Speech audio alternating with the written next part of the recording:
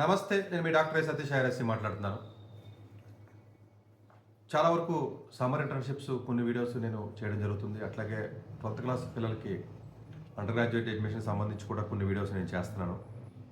చాలామంది ఇంజినీరింగ్ చదువుతున్నటువంటి విద్యార్థులు ఎవరైతే ఉన్నారో అసలు ఈ 12థ్ పిల్లల కంటే డేంజరస్ సిచ్యువేషన్‌లో ఎవరు ఉన్నారురా బాబు అంటే ఈ అండర్ గ్రాడ్యుయేట్ చదువుతున్నటువంటి స్టూడెంట్స్ ఎవరైతే థర్డ్ ఇయర్‌లో, ఫైనల్ ఇయర్‌లో ఉన్నారో almost more than 90% of the స్టూడెంట్స్‌కి అలా ఫర్దర్ ఎడ్యుకేషన్ సీట్లు వచ్చే అవకాశం లేకుండా, జాబ్స్ వచ్చే అవకాశం లేకుండా విపరీతమైనటువంటి స్ట్రెస్‌లో లోనైనటువంటి విద్యార్థుల సంఖ్య రెగ్యులర్‌గా బాగా పెరుగుతుంది. ఎందుకంటే మా దగ్గరికి కౌన్సిలింగ్‌కి వచ్చే స్టూడెంట్స్ చాలా ఎక్కువ మంది ఉన్నారు. ఈవెన్ కొంచెం మంచి మంచి కాలేజెస్ నుంచి కూడా ఉన్నారు. బట్ ఓవరాల్‌గా కొంచెం మంచి బ్రాంచ్ చదివి మంచి జీపీఏ వచ్చిన వాళ్ళకైతే ఇబ్బంది అయితే ఉండలేదు. కానీ ఈ అలా ఉన్న స్టూడెంట్స్ తక్కువ మంది ఉంటారండి. ఎక్కువగా టైర్ 3 బ్యాచ్ ఎక్కువ ఉంటుంది కాబట్టి వీళ్ళకి ఇబ్బందికరమైన పరిస్థితి ఉంటుంది. సో వీళ్ళకి ఏంటంటే హయ్యర్ ఎడ్యుకేషన్కి సంబంధించినటువంటి ఎగ్జామ్స్ కొన్ని చెప్పాలి మనం. Of course gate exam, cat exam అంటే ఇలా రాసేంత అవకాశం ఉండదు. అవి చాలా టఫ్ ఉంటాయి కాబట్టి అవి అందరూ క్రాక్ చేయలేరు కాబట్టి. బట్ అలా అని చెప్పేసి మరి చిన్న కాలేజీకి పోతే మళ్ళీ బీపోయి వస్తుంది. ఎంటెక్ చేసిన ఉపయోగం ఉండదు కాబట్టి కొంచెం బెటర్గా ఉన్న ఆపర్చునిటీస్ కొన్ని నేను చెప్పడానికి నేను ప్రయత్నం చేస్తాను. దానిలో భాగంగా IIIT హైదరాబాద్ తెలిసిందే, జనరల్గా నాకు ఫేవరెట్ కాలేజ్ అది. ఆ బట్లర్ కాలేజీలో పోస్ట్ గ్రాడ్యుయేషన్ చదవాలి అనుకున్నట్లయితే ఎంటెక్ కానీ, ఎంఎస్ కానీ, even PhD, integrated PhD or PhD వెళ్ళాలనుకున్నప్పుడు వాళ్ళు సపరేట్గా ఒక ఎగ్జామ్ అనేది వాళ్ళు కండక్ట్ చేస్తారు. దట్ ఈస్ కాల్డ్ మనకి అండర్ గ్రాడ్యుయేషన్కి అయితే యూజీడబ్ల్యూ అనే విధంగా అయితే మనం చెప్తామో అదైతే పీజీడబ్ల్యూ అంటామండి మనం యాక్చువల్గా పీజీడబ్ల్ఈ. సో ఈ పీజీడబ్ల్యూఈ ప్రోగ్రామ్ ఏదైతే ఉందో ఈ పీజీడబ్ల్యూఈ ప్రోగ్రామ్ నోటిఫికేషన్ రిలీజ్ చేయడం జరిగింది. ఆల్మోస్ట్ ఇది 31st మార్చి మనకి డెడ్ లైన్. కన్ఫ్యూజ్ అవ్వద్దు, యూజీడబ్ల్యూఏ కూడా మార్చ్ 31st, ఇది కూడా మార్చ్ 31st. దాని ఎగ్జామ్ డేటు మే 2, దీని ఎగ్జామ్ డేట్ కూడా మే 2. ప్రాబబుల్ ఇది మే 2 ఏదైతే ఉంటుందో ఆఫ్టర్నూన్ సెషన్ ఏదైతే ఉంటుందో అది 2 to 4 ఉంటుంది. ఇంటర్వ్యూస్ మాత్రం దానికి వచ్చేటప్పటికి జూన్ 5th, 6th ఇంచుమించు ఆ టైంలో పెట్టినట్టున్నారు. ఆ వీడియో కూడా చేశాను నేను. ఇక్కడికి వచ్చేటప్పటికి పీజీకి వచ్చి 10వ తారీఖు, 11వ తారీఖు జూన్లో ఇంటర్వ్యూస్ ఉంటాయి. ఫిజికల్గా రావాల్సి ఉంటుంది. 12, 13 వచ్చేటప్పటికి పిహెచ్డి ఇంటర్వ్యూస్ ఉంటాయి. ఇది ఫిజికల్గా ఉంటుంది. ఎగ్జామినేషన్ సెంటర్కి వెళ్ళి రాయాల్సి ఉంటుంది. ఆన్లైన్ ఎగ్జామ్ అయితే కాదు. యూజీడబ్ల్యూ ఏ విధంగా అయితే ఉందో ఇది కూడా ఆ విధంగానే ఉంటుంది ఎగ్జాక్ట్గా. సో దీనిలోకి వచ్చేటప్పటికి ఇష్యూ ఏంటంటే ఒకవేళ మీరు ఎవరైతే గేట్ స్కోర్ ఉంటుందో డైరెక్ట్గా పిహెచ్డీకి డైరెక్ట్గా మీకు ఎలాంటి ఎగ్జామ్ రాయకుండా డైరెక్ట్గా మీకు షార్ట్ లిస్ట్ అయ్యి ఇంటర్వ్యూకి పిలిచేస్తారు. క్లియర్. ఒకవేళ ఎవరైతే సిఎఫ్టీఎస్లో సెంట్రల్లీ ఫండెడ్ ఏదైతే టెక్నికల్ ఇన్స్టిట్యూషన్స్ ఏవైతే ఉంటాయో కొంచెం మంచి ఎన్ఐటీస్ ఇలాంటివి ఉంటాయి కదండి, సెంట్రల్లీ ఫండెడ్ ఉంటాయి ఇన్స్టిట్యూట్స్ ఏవైతే జోసా కౌన్సిలింగ్లో ఎక్కువ ఉంటాయి, ఎవరైతే జాయిన్ అవుతారో వాళ్ళు ఎక్కువగా ఎవరైతే సెలెక్ట్ అయ్యి చదువుతున్నారో వాళ్ళకి జీపీఏ రిస్ట్రిక్షన్ వాళ్ళకి పెట్టారండి. 7.5 ఎంతో ఒకసారి చూస్తానండి.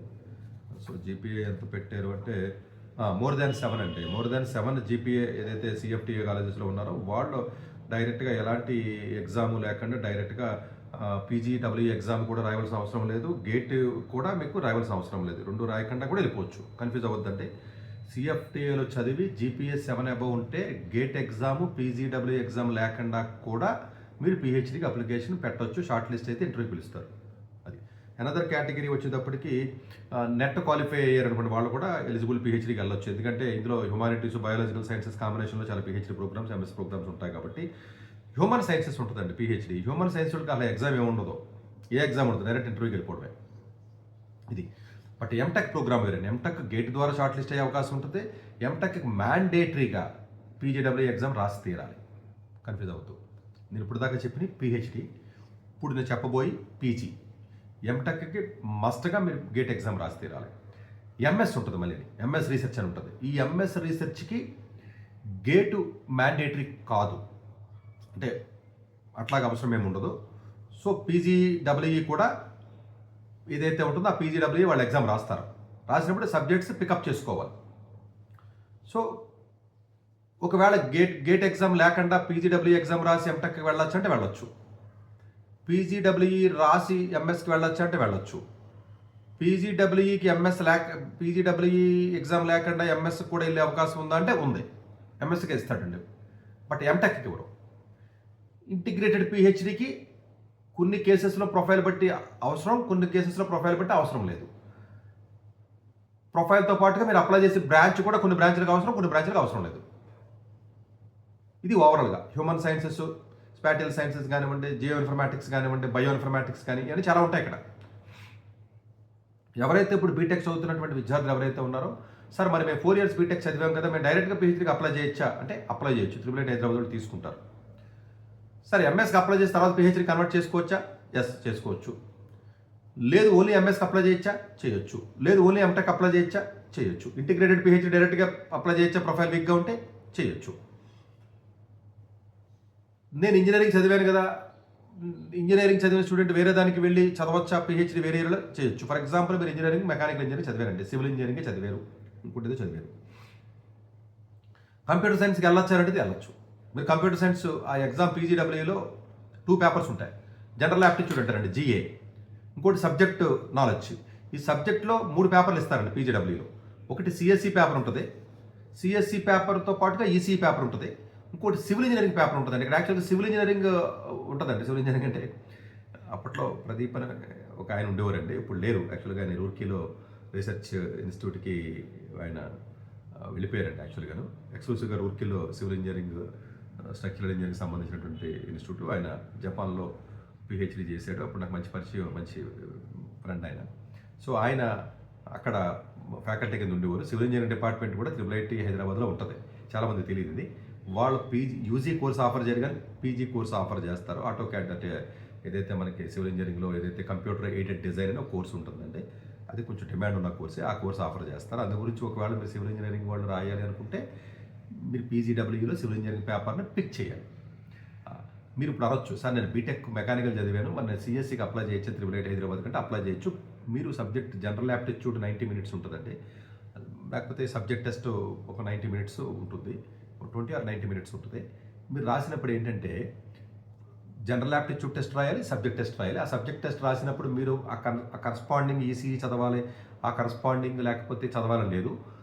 Course civil engineering computer aided design అంటే మెకానికల్ సివిల్ వాళ్ళు మాత్రమే రాయగలరులేండి, మిగతా వాళ్ళు అది రాయలేరు ఎలాగైనా. బట్ సిఎస్ అలా కాదు, మీరు నేర్చుకుని కూడా సిఎస్ పేపర్ రాయొచ్చు. విఎల్ఎస్ఏ కానీ సిఎస్ ఈసీ వాళ్ళు జనరల్గా ఈసీ పేపర్ రాస్తారు. But yes, you can appear even for the CS paper. Okay, so ఇంకా కొంచెం డీటెయిల్గా ఎలిజిబిలిటీ క్రైటీరియా. ఫైనాన్షియల్ సపోర్ట్ చెప్పాను కదా, పిహెచ్డీకి 35,000 వాళ్ళు స్టైఫండ్ ఇస్తారు, ఎంఎస్ కూడా స్టైఫండ్ ఉంటుంది, కొన్ని స్టైఫండ్ ఉండవు. ఎంటెక్కి ఫీజు కట్టుకోవాల్సి ఉంటుంది. ఓకే, ప్లేస్మెంట్స్ పర్స్పెక్టివ్లో ఎంఎస్ ఎంటెక్ అనే డిఫరెన్స్ ఏముంటుంది, ఇద్దరిని కూర్చోబెడతారు. బట్ ఎంఎస్ 2 సంవత్సరాలు అని చెప్పినప్పటికీ కూడా 2 సంవత్సరాలు అవ్వదు, 3 సంవత్సరాలు పడుతుంది. దానికి మెంటల్గా ప్రిపేర్ అయిపోండి. ఎంఎస్ 2 అని చెప్పి చాలామంది టెంప్ట్ అయ్యి IIIT హైదరాబాద్కి వెళ్తున్నారు తెలియక. అలాగే యూజీడబ్ల్యూ ద్వారా 5 years బిఎస్ ప్రోగ్రామ్ ఎవరైతే వెళ్తారో IIIT హైదరాబాద్కి 5 years అవుతుంటే 6 years పడుతుంది. అది ఇంటర్నల్గా మాకు ఐడియా ఉంది కాబట్టి నేను చెప్తున్నాను. పేపర్ మీద ఉన్నది కాదు, అది థియరిటికల్గా అంతే, ప్రాక్టికల్గా అవ్వదు. ఎనిమిది పక్కకు పెట్టండి. అది స్టైఫండ్ అది చెప్పాను కదా. సో మీకు ఎగ్జామ్ వచ్చి 2nd May చెప్పాను కదండి, 2 to 5 o'clock 3 hours ఎగ్జామ్ ఉంటుందని చెప్పాను కదా. ఇంటర్వ్యూస్ డేట్స్ అయి చెప్పారు. మీకు మేజర్గా చెప్పాల్సింది ఏంటంటే ఎలిజిబిలిటీ క్రైటీరియాస్ మీద కొంత క్లారిటీ ఇస్తానండి. సో ఎంటెక్ కంప్యూటర్ సైన్స్కి వెళ్ళాలి అనుకున్నట్లయితే బీటెక్ ఏ బ్రాంచ్ చదివినా పర్వాలేదు, ఈవెన్ 4 years మీరు మ్యాథ్స్ చదివినా పర్వాలేదు, ఎంఎస్సీ ఎంసీఏ చదివినా పర్లేదు, ఎంఏ మ్యాథ్స్ చదివినా పర్లేదు, ఎంఎస్సీ. కాకపోతే ఎంటెక్ కంప్యూటర్ సైన్స్కి వెళ్ళాలి అనుకున్నట్లయితే మీరు ఎగ్జామ్ గేట్లో అయినా రావాలి, లేదంటే పీజీడబ్ల్యూలో కంప్యూటర్ సైన్స్ పేపర్ రాయాలి. Computer science and information security అంటే CSIS ఎంటెక్ ప్రోగ్రామ్. దానికి బీటెక్ ఏ బ్రాంచ్ చదివినా పర్వాలేదు, కన్ఫ్యూజ్ అవుతుంది, any branch. 4 years even BS maths చదివినా పర్లేదు, MSc MCA MA maths. Product design and management, ఇది కొంచెం డిఫరెంట్ కోర్స్ అండి. Product design and management PDM అంటారండి. ఇది bachelor degree any engineering or any technology, any design or any science 4 years programme ఏ చదివినా పర్వాలేదు. లేదు మాస్టర్స్ డిగ్రీ సైన్స్లో కానీ కంప్యూటర్ అప్లికేషన్ చదివినా పర్లేదు, ఎంసీఏ చదివినా పర్లేదు, ఈవెన్ 2 years ప్రోగ్రామ్ చదివినా పర్లేదు, 10th తర్వాత ఇంటర్ తర్వాత 3 years డిగ్రీ చదివి తర్వాత 2 years ఎంఎస్సీ చదివినా పర్వాలా. 4 years డిగ్రీ చదవాలని రూల్ లేదు. అట్లీస్ట్ 1 year ఇండస్ట్రీ ఎక్స్పీరియన్స్ ఉంటే సరిపోతుంది. ఒకవేళ ఏదైనా ఎంఎస్సీ మీరు చదివి ఉంటే 4 years బీటెక్ అయితే ఇబ్బంది ఉండదు. కంప్యూటర్ ఎయిడెడ్ స్ట్రక్చరల్ ఇంజనీరింగ్ చెప్పాను కదా, మా కోర్సే సివిల్ ఇంజనీరింగ్, బీటెక్ అని సివిల్ ఇంజనీరింగ్ కానీ మెకానికల్ ఇంజనీరింగ్ కానీ. అంటే ఈ పేపర్ మాత్రం మీరు సబ్జెక్ట్ పేపర్ 90 minutes చెప్పాను కదా. జనరల్ యాప్టిట్యూడ్ వచ్చేటప్పుడు 90 minutes, సబ్జెక్ట్ యాప్టిట్యూడ్ 90 minutes. ఈ సబ్జెక్ట్ యాప్టిట్యూడ్ 90 minutesలో సివిల్ ఇంజనీరింగ్ మెకానికల్ ఇంజనీరింగ్ మీరు చదివినా సివిల్ ఇంజనీరింగ్ సబ్జెక్ట్స్ రాయవలసి ఉంటుంది. VLSI and semiconductor technology VLSI కూడా మీకు ఎంటెక్ ప్రోగ్రామ్ ఉందండి. దీనికి ఎలక్ట్రానిక్స్ చదివినా పర్వాలేదు, ఎలక్ట్రికల్ అయినా, ఎలక్ట్రానిక్స్ అండ్ ఇన్స్ట్రుమెంటేషన్ అయినా, టెలికమ్యూనికేషన్ అయినా, ఈవెన్ పవర్ ఎలక్ట్రానిక్స్ అయినా, ఎంఎస్సీ ఇన్ ఎలక్ట్రానిక్స్ అయినా, ఎంఎస్సీ ఫిజిక్స్ అయినా కూడా మీరు అప్లై చేయొచ్చు. ఇది జనరల్గా ఇది ప్యూర్ టెక్నికల్ కోర్ కాబట్టి అండి వాళ్ళు మాత్రమే ఇది జనరల్గా చదువుతారు. అట్లాగే ఎంఎస్ పిహెచ్డీ సిఎస్లో ఎవరైనా వెళ్ళొచ్చు అనమాట. ఎంఎస్ పిహెచ్డీకి వెళ్తాం, ఎంఎస్ఆర్ పిహెచ్డీ. సిఎస్లో ఎంఎస్ చేద్దామన్నా, పిహెచ్డీ చేద్దామన్నా, బీటెక్ ఏ బ్రాంచ్ అయినా పర్వాలేదు చెప్పాను. ఎలక్ట్రానిక్స్కి వెళ్ళాలన్నా కూడా ఏ బ్రాంచ్ అయినా మీరు కన్ఫ్యూజ్ అవుతుంది. విఎల్ఎస్ఏ ఎంటెక్కి వెళ్ళాలంటేనేమో ఆ రిలేటెడ్ బీటెక్ చదవాలి. ఎంటెక్కి ఎంఎస్కి అలా కదండి, ఎంఎస్ రీసెర్చ్ కదండి. మీరే మొత్తం సబ్జెక్ట్లో ఎలక్ట్రానిక్స్లో ఎక్స్పర్ట్ అవ్వక్కర్లా. మీరు వేరే బ్రాంచ్ చదివినా కూడా ఎలక్ట్రానిక్స్కి సంబంధించిన డిపార్ట్మెంట్లో ఎంఎస్ కానీ పిహెచ్డీ కానీ చేయొచ్చు. సెమీ కండక్టర్ మీద నాకు ఇంట్రెస్ట్ ఉంది, నేను మెకానికల్ చదివాను, నేను ఎంఎస్ఎల్ మారొచ్చా సెమీ కండక్టర్స్ కానీ ఇలాంటి మారొచ్చు, కన్ఫ్యూజన్ లేదు. ప్రాబబ్లీ ఆ ఎగ్జామ్ రాసినప్పుడు అది ప్రిపేర్ అయ్యాలి. ఆ ప్రిపేర్ అయినప్పుడు ఎలక్ట్రానిక్స్ అన్ని సబ్జెక్టులు ఏం పెట్టేయట్లేదు వీళ్ళు, దానికి కూడా కొంత ఫ్లెక్సిబిలిటీ ఇచ్చి సబ్జెక్టులు తక్కువే ఇచ్చారండి, అర్థం చేసుకుంటాము. అలాగే ఈసీకి సంబంధించి చెప్పాను మీకు. అలాగే సివిల్ ఇంజనీరింగ్ సంబంధించి ఏదైతే ఉంటుందో సివిల్ మెకానికల్ మళ్ళీ అంతేనండి. సివిల్ ఇంజనీరింగ్లో ఎంఎస్ చేయాలన్నా పిహెచ్డీ చేయాలన్నా మీరు మళ్ళీ బీటెక్ ఏ చదివిన పర్లా. ఎంఎస్కి ఎలిజిబిలిటీలో చాలా ఫ్లెక్సిబిలిటీ ఉంటుంది, ఎంటెక్కి కొంత రిజిడ్గా ఉంటుంది, అర్థం చేసుకోండి. బయో ఇన్ఫర్మాటిక్స్ ఉంది, బయో ఇన్ఫర్మాటిక్స్లో మీరు ఎంఎస్సీ ఏ కోర్స్ ఫండమెంటల్ సైన్సెస్ చదివినా బీటెక్ అసలు ఏ బ్రాంచ్ చదవండి, నేను అదే చెప్తున్నాను. బయో ఇన్ఫర్మాటిక్స్కి సంబంధించినటువంటిది బయాలజీ తప్ప అందరూ ఎలిజిబుల్లే. ఇలాంటి మెదిరిపోతారు ఇప్పుడు జనాల మీద. కంప్యూటేషన్ బయాలజీ ఐఎంఎస్ గురించి చెప్పానండి, ఇన్స్టిట్యూట్ ఆఫ్ మ్యాథమెటికల్ సైన్స్ అని. ఇప్పుడు మీకు త్రిబుల్ ఐటీ హైదరాబాద్ మళ్ళీ చెప్తున్నాను, బయో ఇన్ఫర్మాటిక్స్ కోర్సు బయాలజీకి సంబంధించిన స్టూడెంట్స్కి సంబంధించింది కానే కాదు. మీకు దండం పెడతాను, అర్థం చేసుకుంటారు బాబు. ఎన్నిసార్లు చెప్పినా ఈ పేరెంట్స్కి అర్థమే సావట్లేదు అసలు. ఈ బయో ఇన్ఫర్మాటిక్స్ అనేది ఎంపీసీకి సంబంధించిన కోర్సు త్రిబుల్ ఐటీ హైదరాబాద్లో ఉన్నటువంటి ఎంఎస్ బార్ పిహెచ్డీయే మీకు నిదర్శనం. వాడు ఎలిజిబిలిటీలో చూడండి, ఎంఎస్సీ ఫండమెంటల్ సైన్సెస్ కానీ లేకపోతేనేమో బేసిక్ ఇంజనీరింగ్ అండి, ఎంఈ ఎంటెక్ బిఏ బీటెక్ ఇలాంటి వాటికి బీఎస్సీ మ్యాథ్స్ కానీ ఇట్లాంటి వాటికి ఇస్తున్నారు. సో అందువల్ల ఏంటంటే మీరు ఈ ఏరియాలో వర్క్ చేయాలంటే నేను బయోటెక్ చదవాలా లేకపోతేనేమో లేదా బయోఇన్ఫర్మాటిక్స్ చదవాలా, బయాలజీ చదువుతాను, వీళ్ళ ఏదైనా మీరు టైర్ 3 కాలేజీలో బయోఇన్ఫర్మాటిక్స్ బయోటెక్నాలజీ చదివితే ఎవడో తీసుకోండి.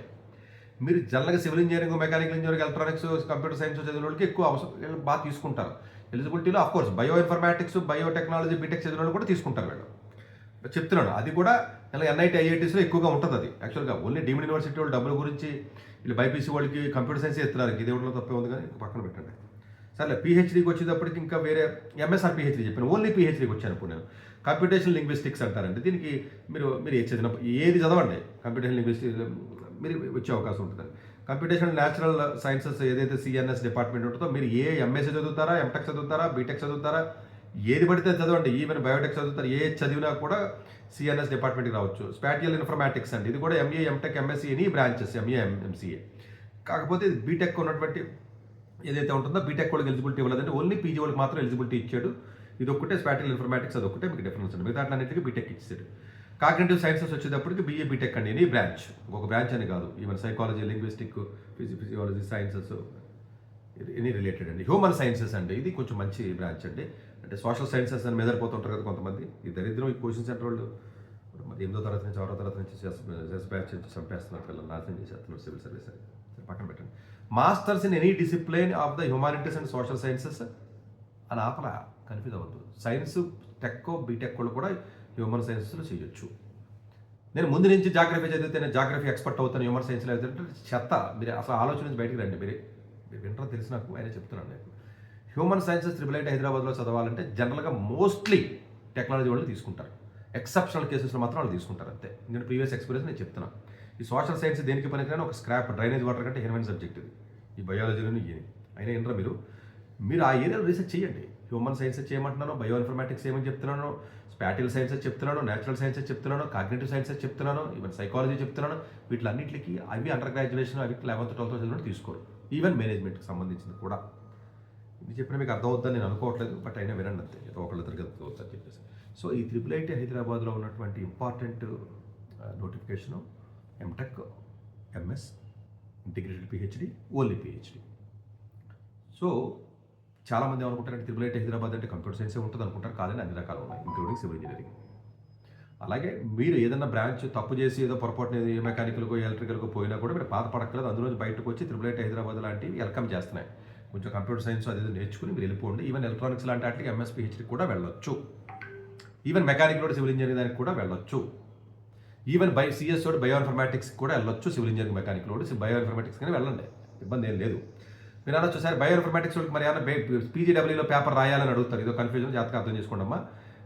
ఎంటెక్ ప్రోగ్రామ్కి అయితే 2 పేపర్లు రాయాలి, general aptitude and subject paper. ఎంఎస్కి ఓన్లీ జనరల్ యాప్టిట్యూడ్ రాస్తే సరిపోతుంది, సబ్జెక్ట్ పేపర్ అక్కర్లేదు. పిహెచ్డికి కూడా సబ్జెక్ట్ పేపర్ అక్కర్లా. హ్యూమన్ సైన్స్కి అసలు పీజీడబ్ల్యూఏ రాయక్కర్లా. అర్థమైంది అని అనుకుంటున్నాను నేను. అర్థం కాకపోతే కొంచెం రీసెర్చ్ చేసి అర్థం చేసుకోవడానికి ప్రయత్నం చేయండి. Thank you very much.